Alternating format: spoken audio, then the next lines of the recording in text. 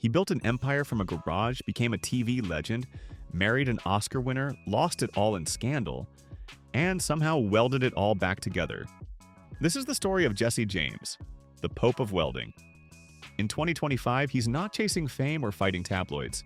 He's back where he started, behind the torch, creating metal art with his own hands, raising a family, and quietly sitting on a multi-million-dollar fortune. Let's dive into how one of America's most notorious builders turned chaos into craft, and why his legacy still burns red hot today.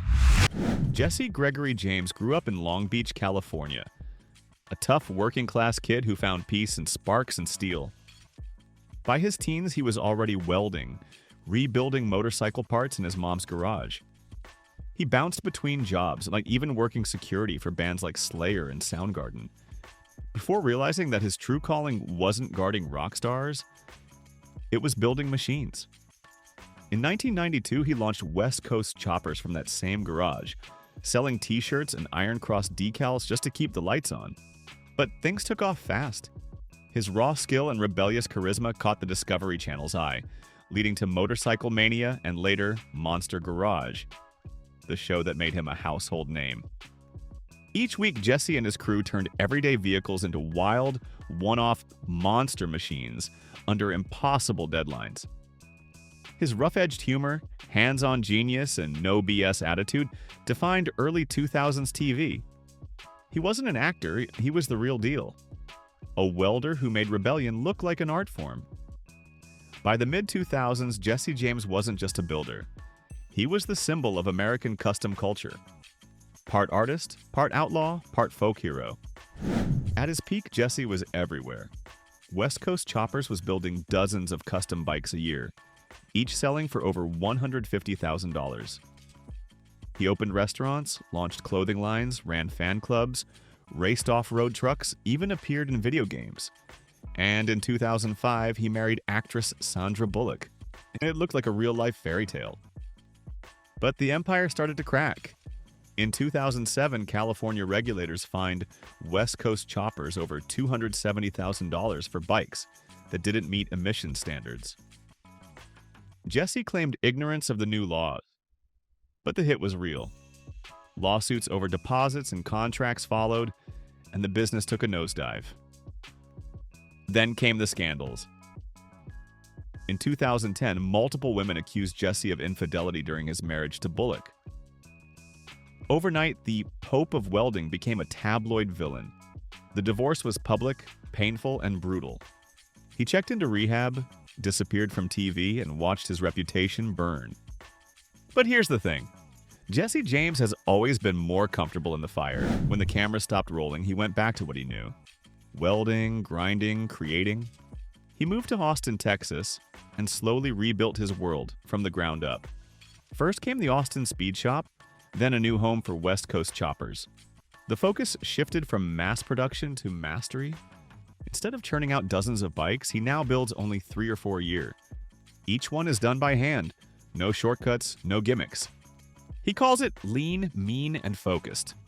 His new 30,000 square foot workshop in Austin has everything.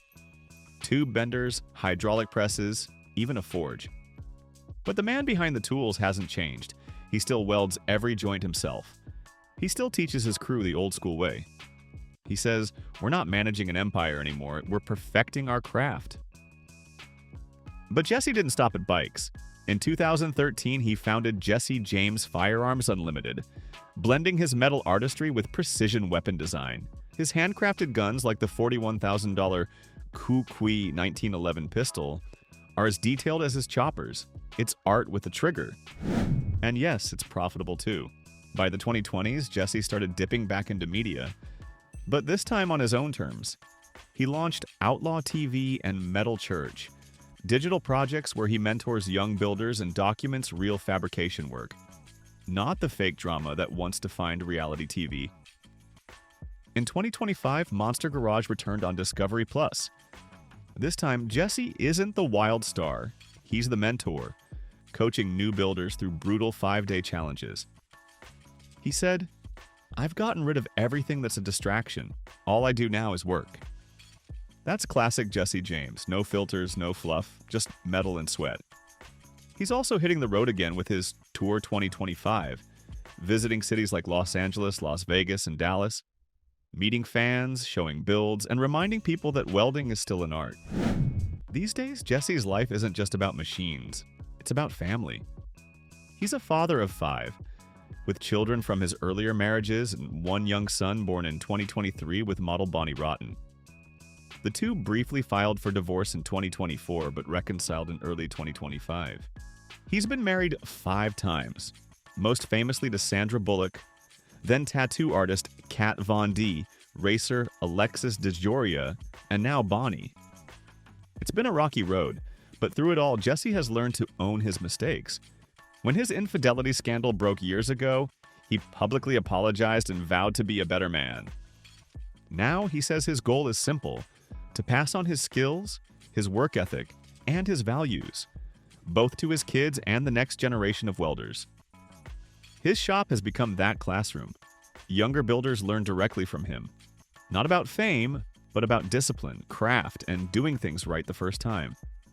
He still rides, still wears tattoos like armor, but the wild nights are long gone. As Dub magazine put it, the fame is quieter, but the craft is purer. So what's Jesse James worth in 2025? Estimates put his net worth around $50 million, mostly from custom bikes, merchandise, and firearms sales. Let's break it down. West Coast Chopper still sells limited edition bikes for about $150,000 each.